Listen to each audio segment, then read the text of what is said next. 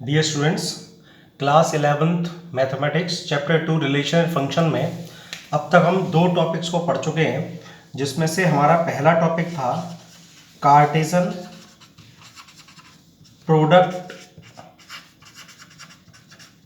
Of two sets और दूसरा topic था रिलेशंस। अब हम तीसरा टॉपिक जो पढ़ने जा रहे हैं उस टॉपिक का नाम है functions. Cartesian product of two sets और relations from set A to set B. जब दो सेट्स का कार्टेशियन प्रोडक्ट दिया जाए, मान लीजिए कोई एक नॉन एम्प्टी सेट ए दिया है और उसका कार्टेशियन प्रोडक्ट दिया जाए किसी नॉन एम्प्टी सेट बी से, और कोई रिलेशन डिफाइन किया जाए R from set A to set B, तो जो रिलेशन होता है वो हमेशा कार्टेशियन प्रोडक्ट का एक सबसेट होता है। अब हम जो टॉपिक पढ़ने जा रहे हैं उस टॉपिक का नाम है फंक्शंस। तो हम रिलेशन और फंक्शन में इस तरह से संबंध स्थापित कर सकते हैं। Few special types of relations are known as functions. Some special types of relations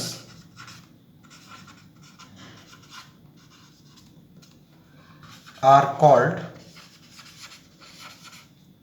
functions. अब इसके बाद हम फंक्शन की डेफिनेशन की बात करते हैं कि फंक्शन होता क्या है या फंक्शन को हम कैसे डिफाइन कर सकते हैं। So, a relation from set A to a set B is said to be a function if every element of set A has one and only one image in set B। यानी एक ऐसा special relation function कहलाता है जिसमें अगर set ए का कोई भी एलिमेंट हो उसकी इमेज सेट बी में होना कंपलसरी है, और दूसरी बात सेट ए के किसी भी एलिमेंट की सेट बी में सिर्फ और सिर्फ एक ही इमेज होनी चाहिए। अब इस फंक्शंस को हम कुछ मैपिंग्स के थ्रू समझने की कोशिश करते हैं। मान लीजिए हमारे पास में कोई एक रिलेशन इस तरह से दिया गया है जो कि डिफाइंड है from set A to a set B, और हमने ये मान लिया कि सेट ए में हमारा एक एलिमेंट ए दिया है और दूसरा एलिमेंट दिया है बी, और ऐसे ही सेट बी में एक एलिमेंट दिया है पी और दूसरा एलिमेंट दिया है क्यू। और under any relation R A जो है वो रिलेटेड है मान लीजिए क्यू से और बी रिलेटेड है पी से। तो इस केस में ये जो रिलेशन आर होगा ये एक फंक्शन होगा, क्योंकि हम यहाँ पर देख रहे हैं क्लियरली जो हमारा सेट ए है इसके दोनों एलिमेंट की इमेजेस यहाँ पर अवेलेबल है हमारे सेट बी में, और एक एलिमेंट की एक ही इमेज यहाँ पर अवेलेबल है। तो इसलिए इस तरह का जो रिलेशन होगा वो फंक्शन कहलाएगा। यहाँ पर ये भी ध्यान रखेंगे कि यहाँ पर ये जो ए है इसकी इमेज है क्यू और क्यू की प्री इमेज है ए।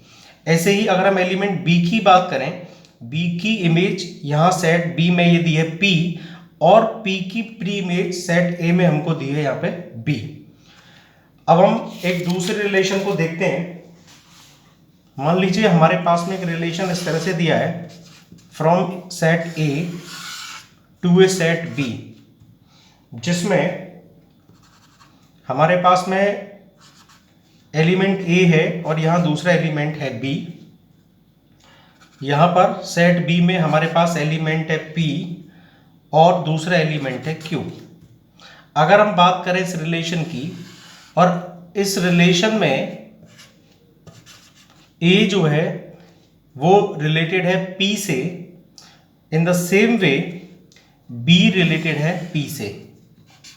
अब हम बात करें कि क्या ये रिलेशन फंक्शन होगा, तो हम यहाँ पर अपनी दोनों कंडीशंस को चेक करते हैं। पहली बात तो हमारे पास में दोनों एलिमेंट्स जो कि सेट ए में दिए गए हैं उसकी इमेज अवेलेबल है सेट बी में। और इसके बाद अगर हम बात करें कि सेट ए की कितनी इमेज है, तो यहाँ पर हम देखेंगे सेट ए की एक ही इमेज है P और सेट बी की भी एक ही इमेज है P। तो एक एलिमेंट की एक ही इमेज है सेट बी में और दोनों एलिमेंट की इमेज अवेलेबल है, तो इसलिए इस केस में भी ये जो रिलेशन होगा ये रिलेशन हमारा यहाँ पर फंक्शन कहलाएगा। ऐसे ही मान लीजिए हमें किसी रिलेशन की मैपिंग इस तरह से दी हुई है। कोई रिलेशन R है जो सेट A से सेट B पे डिफाइंड है और सेट A का कोई एलिमेंट है A और सेट B में एलिमेंट्स दिए हुए हैं P, Q और R। और हमने ये माना कि अंडर द रिलेशन R जो हमारा A है वो एसोसिएटेड है P से और ऐसे ही A हमारा एसोसिएटेड है Q से भी।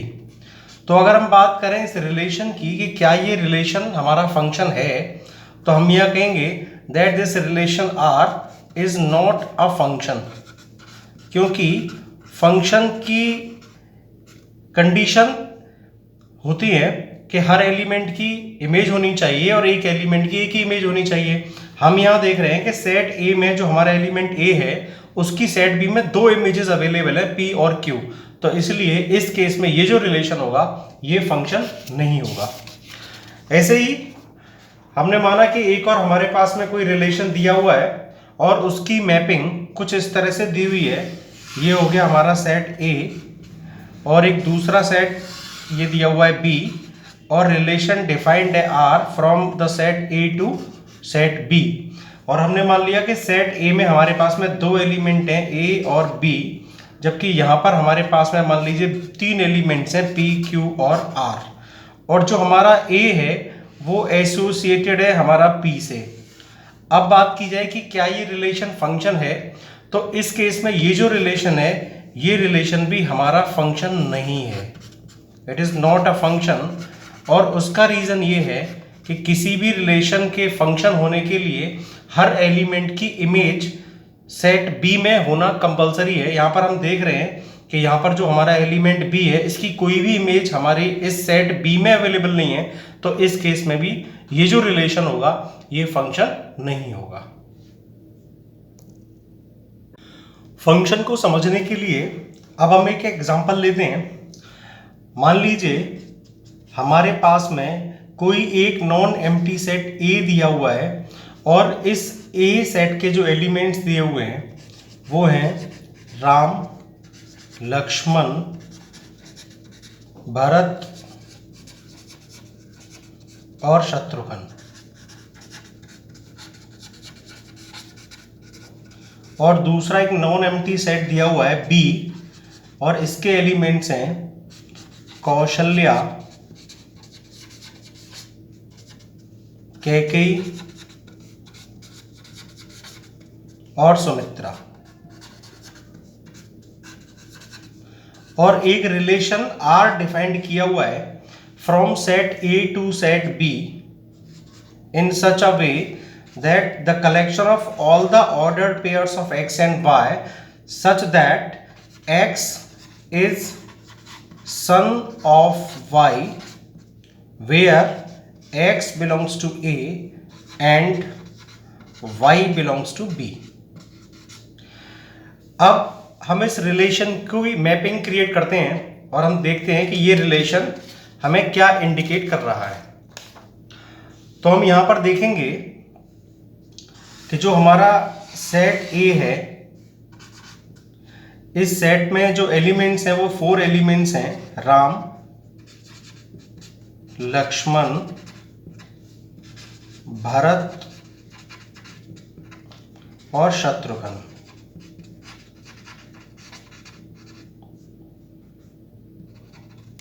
ऐसे ही जो हमारा सेट बी है, इस सेट बी में हमारे पास में 3 एलिमेंट्स हैं, कौशल्या, कैकेयी और सुमित्रा। और जो रिलेशन आर है वो डिफाइंड है from set A to B that X is son of Y, यानी ये जो हमारे एलिमेंट्स हैं, एक्स का मतलब हो गया एक्स इंडिकेट कर रहा है यहाँ पर एलिमेंट को जो हमारे सेट ए में अवेलेबल है, और वाई इंडिकेट करता है एलिमेंट्स को जो हमारे सेट बी में अवेलेबल है। तो जो रिलेशन हमें दिया हुआ है उसमें कहा गया है that X is son of Y.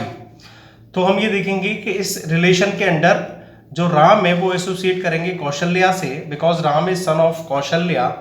In the same way Lakshman and Shatrughan ये एसोसिएट करेंगे सुमित्रा से, because Lakshman and Shatrughan are sons of Sumitra. And in the same way Bharat relate करेंगे कैकेयी से। तो इस तरह से हमने ये जो हमारा रिलेशन आर है इसकी यहाँ पर मैपिंग की। अब इस मैपिंग में हम ये देख रहे हैं कि एक एलिमेंट जो है उसकी एक ही इमेज है। जैसे मैंने बात की एलिमेंट राम की, तो इसकी एक ही इमेज यहाँ पर अवेलेबल है सेट बी में, दैट इज कौशल्या। ऐसे ही लक्ष्मण, इसकी इमेज अवेलेबल है यहाँ पर सुमित्रा। ऐसे ही बात करें एलिमेंट की फॉर्म में हमारे यहाँ दिया हुआ है शत्रुघ्न, तो इसकी इमेज है Sumitra. And the same way Bharat की इमेज है कैकेयी। तो हम देख रहे हैं हर एलिमेंट, जो भी सेट ए में एलिमेंट्स दिए हैं, हर एलिमेंट की इमेज दे रखी है सेट बी में, और एक एलिमेंट की एक ही इमेज है। तो इस केस में हम कह सकते हैं कि जो रिलेशन आर है, that relation R is a function. अब बात ये आती है, क्या ये जरूरी है कि हम हमेशा मैपिंग करके ही ये देखें कि हमारा रिलेशन फंक्शन है या नहीं, या इसके अलावा कोई और वे भी हो सकता है? तो हम आइए इसको जानने का प्रयास करते हैं कि हम बिना मैपिंग किए कैसे समझेंगे कोई रिलेशन फंक्शन है या नहीं। अब हमें जो रिलेशन दिया था आर, हम उस रिलेशन को सेट बिल्डर फॉर्म से रोस्टर फॉर्म में कन्वर्ट कर लेते हैं। तो यहाँ क्या हुआ कि जो हमारा एलिमेंट था राम, ये हमारे ऑर्डर पेयर्स की फॉर्म में यहाँ पर एलिमेंट्स आएंगे रिलेशन आर में। तो जो फर्स्ट ऑर्डर पेयर होगा उसमें एलिमेंट्स आएंगे राम एंड कौशल्या। ऐसे ही सेकेंड ऑर्डर पेयर में हमारे पास में एलिमेंट होगा Bharat, Kaikeyi. In the same way third ordered pair will be Lakshman and Sumitra, and fourth ordered pair will be Shatrughan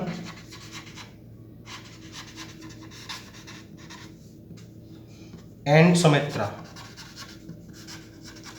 अब मान लीजिए हमें यहां पर ये जो रिलेशन है ये दे रखा है हमको रोस्टर फॉर्म में, और हम यहां से देखना चाहते हैं ये रिलेशन हमारा फंक्शन है या नहीं है।